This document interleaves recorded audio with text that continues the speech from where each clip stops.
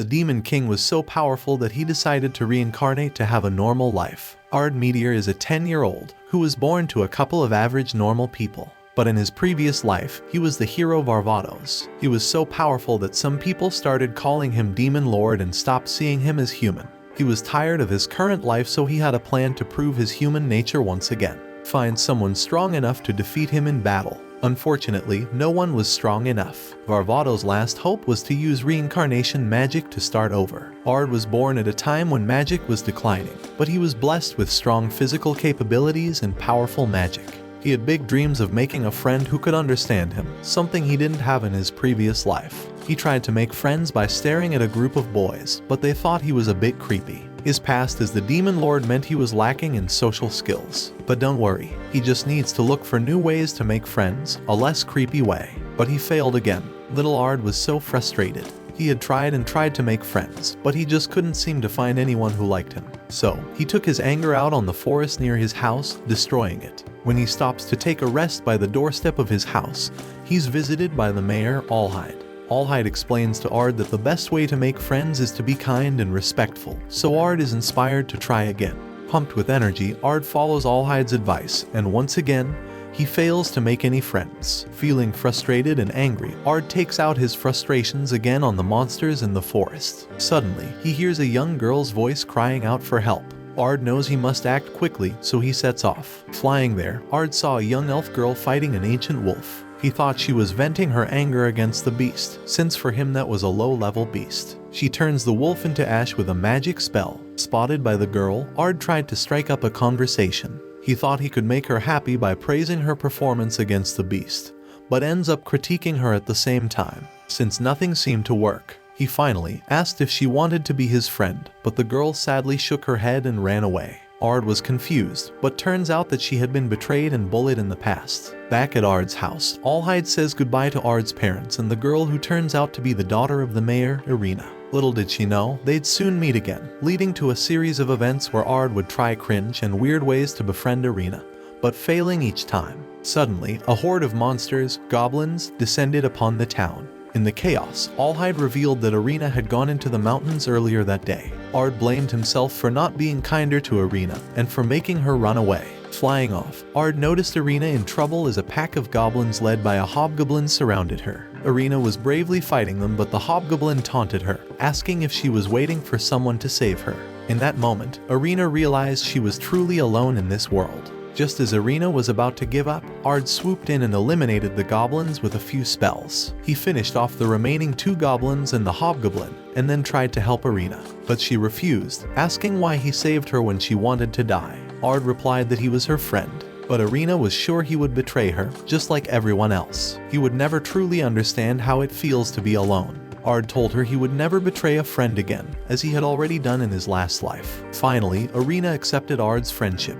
Perfect logic. Years into the future, Irina and Ard enroll in the Academy of Magic together. They meet the headmaster, Gold, and Ard is asked to take the written part of the entrance exam even though he is exempt from the practical part due to his feats as a child. Ard later finds out that he failed the exam, with the grand score of an absolute 0. Gold reveals that Ard's answers are all incorrect. He answered the questions based on his ancient knowledge, but it's been 3,000 years since then, and magic has changed. But he is still praised by the headmaster as his answers improve the modern-day magic techniques. Gold then announces to the surrounding students that Ard is the son of the legendary mage Jack and warrior Carla who once slew an evil god. Ard stepped into the classroom and was taken aback. All the students wanted to be his friend, simply because of his famous parents. Then, a shout from the back of the room caught his attention. He saw a young succubus cowering against the wall, being bullied by another student. Irina quickly stepped forward and told him to stop. He puffed out his chest and introduced himself as Elrado from a noble family, claiming the girl's family serves his and that makes him her master. He could do whatever he wanted with her and nobody could complain. Ard demanded in Elrado to apologize to her, but that only made the bully even more furious. He thought Ard was just a commoner kid riding his parents' fame and challenged him to a duel. Irina was startled and quickly advised Ard not to, revealing that Elrado was a genius, the youngest person to achieve the rank C magician status. Ard's heart nearly stopped when their teacher Olivia stepped in. She was one of the Demon Lord's top generals and his foster sister, and unexpectedly, she was still alive. Ard was sure she must be furious with him for abandoning his duties to reincarnate himself. He tried to act as casually as possible, but almost gave himself away when he spoke to her in a familiar way. Luckily, Olivia dismissed it and told them she would supervise their duel. Outside, Ard was uncertain of how to fight Elrado without Olivia learning his true identity. Elrado, however, was sure of his own skills, a noble genius squaring off against a mere commoner. He began to mock Ard, calling him a snowflake. Without any warning, Elrado unleashed a powerful flame spell, but Ard was ready. With a quick gesture, Ard cast a shield to block the incoming attack. Elrado grew irritated when Ard mentioned that any normal kid should be able to do that attack. Elrado increases the intensity of his spell and calls it a mega flare, but it's blocked again. Ard tells Elrado that he also had even given low-level spells embarrassing names to make them sound stronger. But Elrado wasn't done yet. Humiliated, he released his ultimate trump card, the Giga Flare, 9 powerful spells fired in quick succession. Ard kept his cool in the heat of battle, and summoned the true powerful Giga Flare. The resulting fireball was so hot that Elrado had no choice but to surrender. But Olivia noticed something else. While Ard was casting the Giga Flare, he had also casted a shield around Elrado. She asked him how he had managed to cast 2 spells at once. He felt as if Olivia could see through his lies with just a glance. Completely flustered, he tried to downplay the situation, saying it was nothing special, only 2 spells. He reasoned that it would only be remarkable if he could cast more than that at once. The panic that coursed through him rose with every statement Olivia made. His common sense seems to be stuck in the past 3,000 years ago, to be precise, and in this modern day, no one knows how to cast 2 or more spells at the same time. Despite her push, Olivia backed off, vowing she'd find the answer soon enough. The following day, Olivia began her official class and divided the students into groups. Irina and Ard noticed that the succubus girl was all alone with no friends, and they decided to invite her to join their team.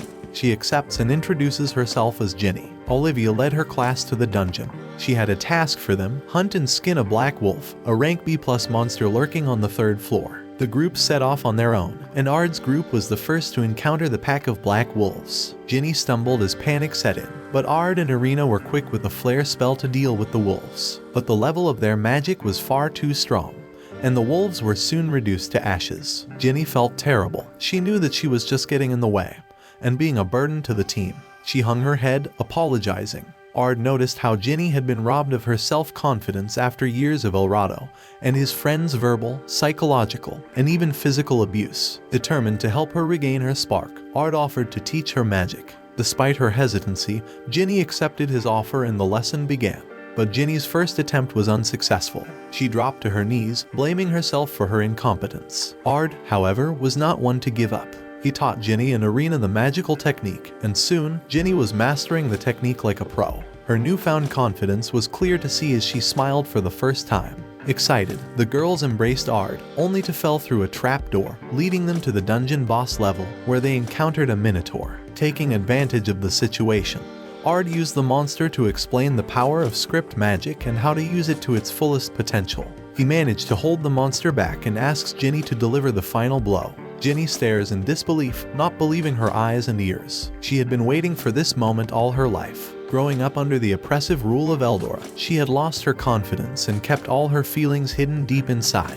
But she held on to one thing: hope. Hope that one day, someone as kind and powerful as the Demon Lord would come to save her. Little did she know, that same Demon Lord was giving her the chance to prove her worth and change her life. Unwilling to run away any longer, she gathered her courage and masters both script magic and normal spells. Back on the surface, the group proudly presented the horns of the Minotaur they had just defeated. Olivia took Ard to Gold, who asks him to represent the Academy in the upcoming battle event hosted by the Queen. Ard refuses, saying that magic should be used to help those in need. Before he could finish, Olivia interrupts and tells him that her younger brother had said the same thing before he had been reincarnated without telling her anything.